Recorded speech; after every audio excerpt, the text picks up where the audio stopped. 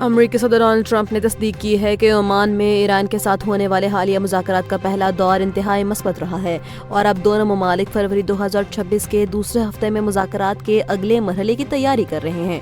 صدر ٹرمپ نے صحافیوں سے گفتگو میں واضح کیا کہ ایران اب کسی معاہدے کے لیے پہلے کے مقابلے میں زیادہ سنجیدہ نظر آتا ہے۔ تاہم انہوں نے یہ بھی انتباہ کیا کہ اگر سفارتکاری ناکام ہوئی تو نتائج انتہائی سنگین ہو سکتے ہیں۔ اگرچہ صدر ٹرمپ پر امید ہے کہ ایران ایک عظیم معاہدہ کرنا چاہتا ہے، لیکن چند بنیادی مسائل تاحال موجود ہیں۔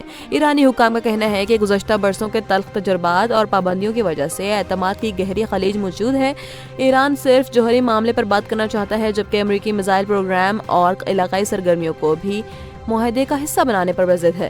اسرائیلی وزیراعظم نیتن یاہو نے واشنگٹن کے دورے سے قبل زور دیا کہ کسی بھی ڈیل میں ایران کی مکمل غیر مسلح سازی شامل ہونی چاہیے۔ اسلام آباد اور کراچی کے اسٹیل سیکٹر سے وابستہ صنعت کاروں نے بجلی کی سبسڈی نہ ملنے پر شدید تشویش کا اظہار کیا ہے۔ پاکستان ایسوسی ایشن آف لارج اسٹیل پروڈیوسرز کی جانب سے وزیر خزانہ کو لکھے گئے خط میں انکشاف کیا گیا ہے کہ حکومتی وعدے کے باوجود سبسڈی جاری نہ ہونے سے صنعت کو اب تک 150 ارب روپے کا خطیر مالی نقصان ہو چکا ہے، جس سے ہزاروں ملازمتیں داؤ پر لگ گئی ہیں۔ اسٹیل کی صنعت پاکستان میں بجلی استعمال کرنے والے بڑے شعبوں میں سے ایک ہے۔ ایسوسی ایشن نے 9 فروری 2026 کو ارسال کردہ خط میں خبردار کیا کہ بجلی کی بلند قیمتوں اور سبسڈی کی عدم موجودگی سے پاکستانی اسٹیل عالمی مارکیٹ میں غیر مسابقتی ہو گیا ہے۔ موجودہ مالیاتی دباؤ کے باعث نئے منصوبے رک گئے ہیں اور غیر ملکی سرمایہ کار پیچھے ہٹ رہے ہیں۔ اگر فوری طور پر 150 ارب روپے کا تصفیہ نہ کیا گیا تو کئی بڑی ملیں بند ہونے کے قریب پہنچ جائیں گی۔ سینیٹ آف پاکستان نے قانون سازی کے حوالے سے ایک اہم دن گزارا، جس میں پیکا ایکٹ، فوجداری قوانین اور سماجی اصلاحات سے متعلق متعدد اہم بلوں کی منظوری دی گئی ہے۔ ان ترامیم کا مقصد سوشل میڈیا ریگولیشن، بچوں کے تحفظ اور ریپ کے متاثرین کو فوری طور پر طبی امداد کی فراہمی کو یقینی بنانا ہے۔ پیکا ایکٹ میں ترمیم کے بعد اب فیس بک، ایکس اور یوٹیوب جیسی کمپنیوں سے ڈیٹا کے حصول کے لیے متعلقہ ممالک کے ساتھ باقاعدہ قانونی معاہدے کیے جائیں گے تاکہ سائبر کرائمز پر قابو پایا جا سکے۔ نجی یا سرکاری اسپتال اب ریپ کے متاثرین کو فوری طور پر امداد دینے سے انکار نہیں کر سکیں گے۔ غفلت کی صورت میں اسپتال انتظامیہ کو بھاری جرمانے اور سزا کا سامنا کرنا پڑے گا، جہاں حکومت اسے تحفظ کا نام دے رہی ہے۔ وہیں صحافتی تنظیمیں ان ترامیم کو آزادی اظہار پر قدغن قرار دے کر تنقید کر رہی ہیں۔ لاہور کے علاقے مناوا میں ایک انتہائی افسوسناک واقعہ پیش آیا ہے، جہاں کوڑے کے ڈمپنگ سٹیشن سے ماں اور بیٹے کی لاشیں برآمد ہوئی ہیں۔ ابتدائی تحقیقات کے مطابق دونوں کو گلا دبا کر بے دردی سے قتل کیا گیا اور شناخت چھپانے یا ثبوت مٹانے کے لیے لاشیں کچرا کنڈی میں پھینک دی گئیں۔ پولیس نے مقتولہ کے بھائی کے بیان کی روشنی میں مختلف پہلوؤں پر تفتیش شروع کر دی ہے۔ بھائی کا موقف ہے کہ ان کی بہن اور بھانجے کی کسی سے کوئی دشمنی نہیں تھی اور نامعلوم افراد نے انہیں نشانہ بنایا۔ پولیس علاقے میں لگے CCTV کیمروں کی فوٹیجز اور موبائل فون ڈیٹا کے ذریعے ملزمان تک پہنچنے کی کوشش کر رہی ہے۔ ایران کے خلاف امریکی دباؤ میں اضافے اور بھارت کی جانب سے چابہار بندرگاہ سے دستبرداری کے بعد خطے میں کشیدگی کی ایک نئی لہر پیدا ہو گئی ہے۔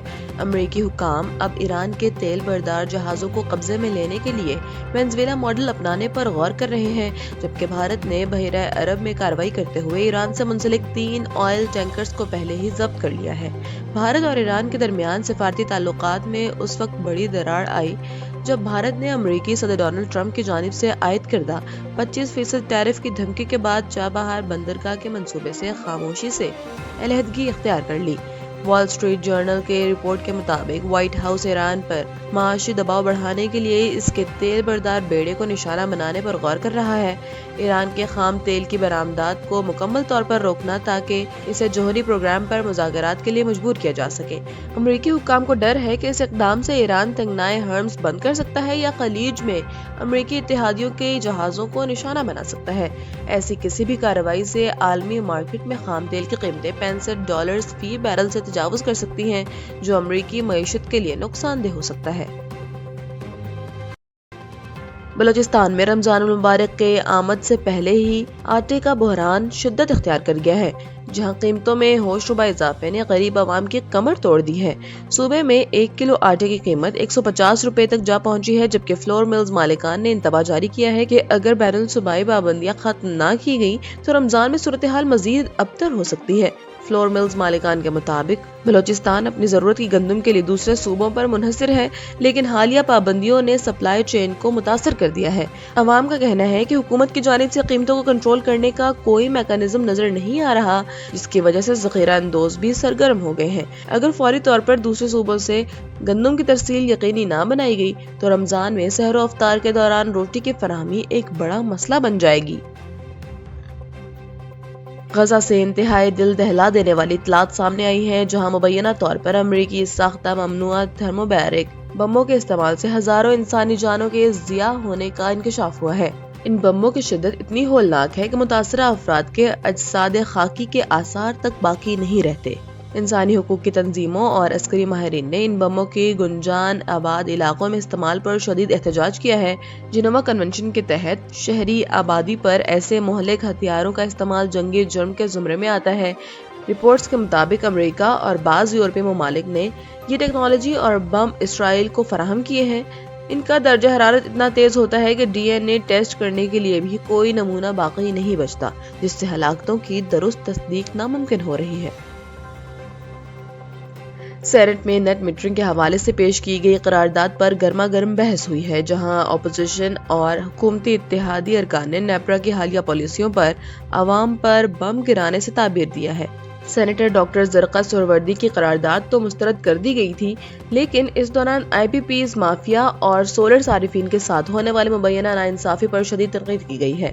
ارکان نے کہا کہ عوام نے حکومت پر بھروسہ کر کے قرضوں پر سولر پینلز لگائے، لیکن اب انہیں 11 روپے میں بجلی بیچنے اور 40 روپے میں خریدنے پر مجبور کیا جا رہا ہے۔ سینیٹر علی ظفر نے الزام لگایا کہ بجلی مہنگی بیچنے والے IPPs مافیا کو بچانے کے لیے غریب اور متوسط طبقے کے سولر صارفین کو نشانہ بنایا جا رہا ہے۔ وفاقی وزیر اویس لغاری نے موقف اختیار کیا کہ نیٹ میٹرنگ کے معاہدوں میں بلنگ کا فرق واضح تھا اور حکومت کلین انرجی کے اہداف کی جانب بڑھ رہی ہے۔ ایوان میں مطالبہ کیا گیا کہ نیپرا حکومتی اشاروں پر پالیسیاں بنانا بند کرے اور عوام کے مفاد کا تحفظ کرے۔ اور T20 ورلڈ کپ 2026 کے اہم مارکے میں پاکستان نے امریکہ کو 32 رن سے شکست دے کر ٹورنامنٹ میں اپنی مسلسل دوسری کامیابی حاصل کر لی ہے۔ کولمبو کے سونہالی اسپورٹس کلب میں کھیلے گئے اس میچ میں پاکستان نے پہلے بیٹنگ کرتے ہوئے 190 رنز بنائے، جس کے جواب میں امریکی ٹیم مقررہ اوورز میں 8 وکٹوں پر 158 رنز تک محدود رہی۔ اس فتح کے ساتھ ہی گروپ اے میں پاکستان کے 4 پوائنٹس ہو گئے ہیں اور سپر 8 مرحلے کے لیے اس کی راہیں ہموار ہو گئی ہیں۔